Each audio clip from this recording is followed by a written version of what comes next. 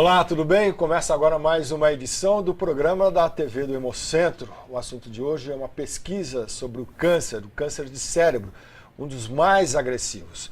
A professora Valéria Valente, da Unesp de Araraquara, fez um estudo recente em que comprova a agressividade de certos genes e isto pode facilitar tratamentos no futuro.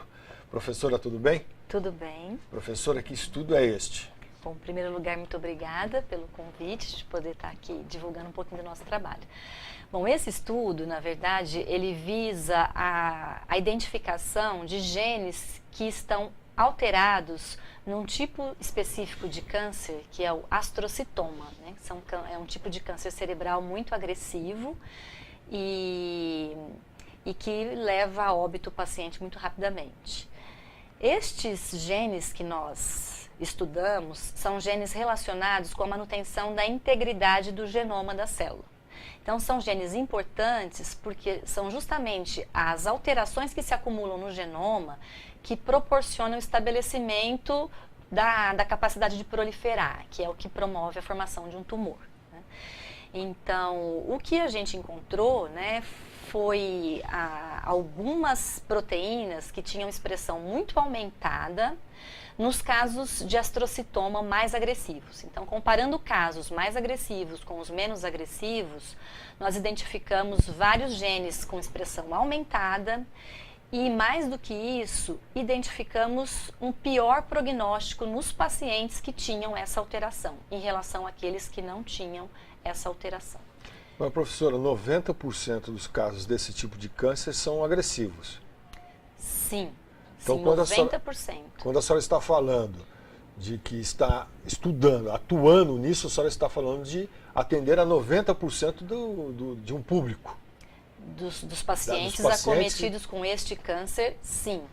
Os de menor grau é a minoria. Mas assim, eles foram referência para comparação como o mais agressivo. E que importância tem esse estudo para esse universo? Lá na frente, o que é que a senhora imagina lá na frente a partir desse estudo? Bom, o meu ideal assim é que num médio prazo a gente consiga melhorar o tempo de sobrevida dos pacientes acometidos com este câncer. Porque infelizmente, né, o subtipo que é o pior dentre os astrocitomas, ele é chamado glioblastoma, ele leva a óbito o paciente em média em 1 ano e meio. Então é feito um tratamento hoje paliativo, né? Ele não é efetivo para promover uma melhora na qualidade de vida do paciente ou na sobrevida que ele vai ter.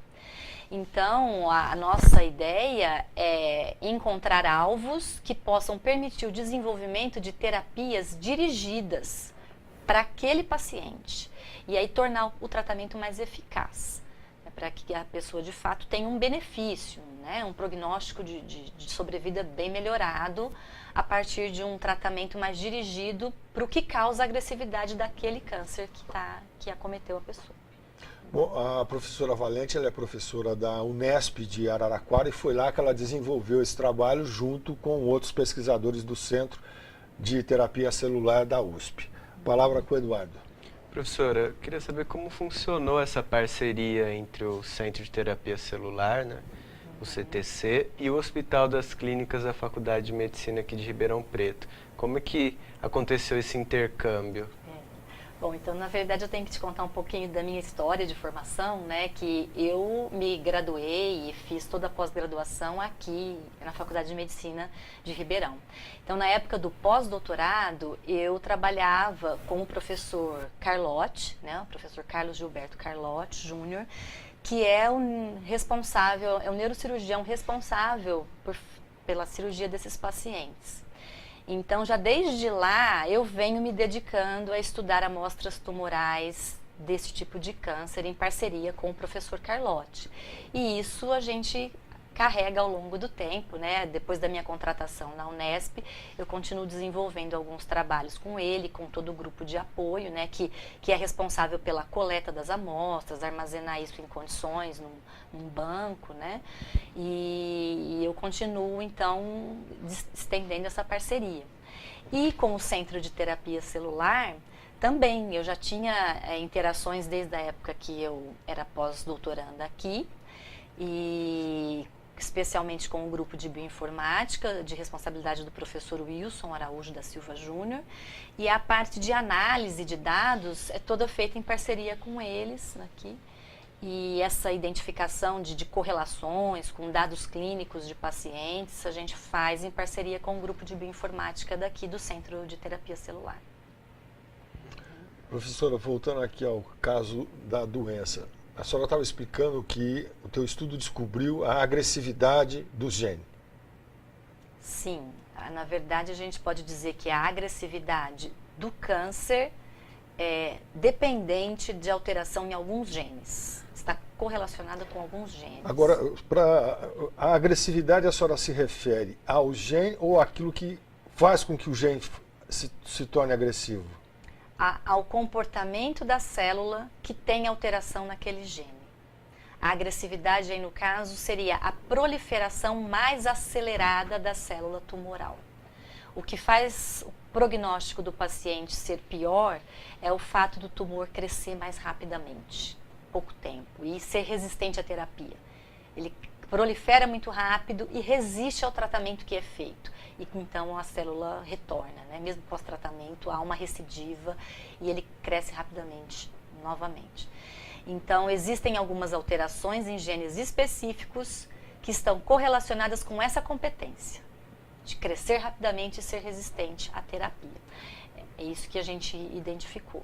Então, a senhora fez, nessa primeira etapa, a senhora fez essa identificação. Isso. Quais os passos futuros?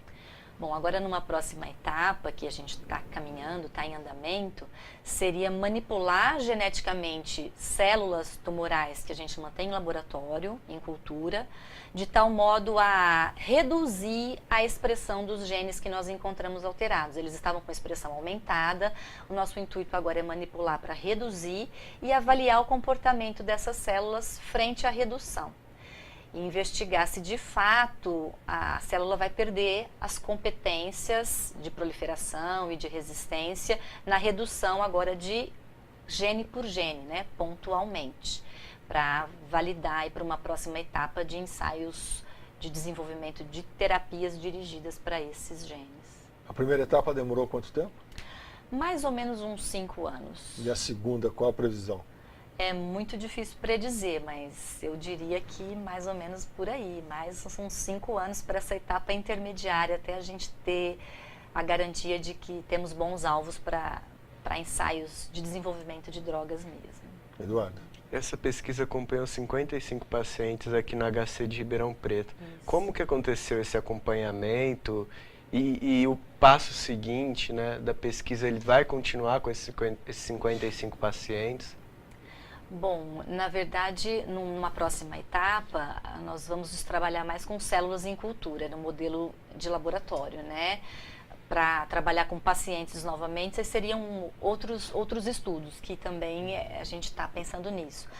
E o acompanhamento desses pacientes vem já desde a formação do banco de tumores do hospital. Então, daquela época que eu falei que eu estava no pós-doutorado, se começou um trabalho para armazenar amostras tumorais dos pacientes que são submetidos à cirurgia no hospital.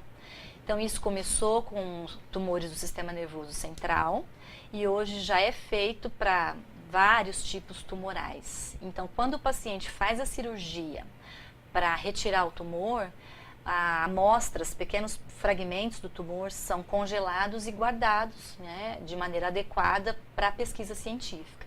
Então, tudo isso é feito de maneira com consentimento do paciente, aprovação de comitê de ética. Então, os pacientes concordam em ceder as amostras dos próprios tumores para estudo científico. Então, a gente tem a amostra e todo o quadro clínico, né? Isso é armazenado em banco de dados, o segmento clínico que o paciente recebeu, o tratamento, quanto tempo sobreviveu, e a gente tem como correlacionar depois o que a gente encontra nas amostras com a história clínica de cada indivíduo. Professora Valéria Valente, obrigado pela participação aqui na TV Hemocentro. Eu que agradeço a vocês pela oportunidade. Obrigado, Eduardo. O estudo da professora Valéria Valente é uma parceria da Unesp, do Centro de Terapia Celular, com apoio da FAPESP. O programa da TV Hemocentro fica por aqui. Obrigado pela sua atenção. Até uma próxima oportunidade.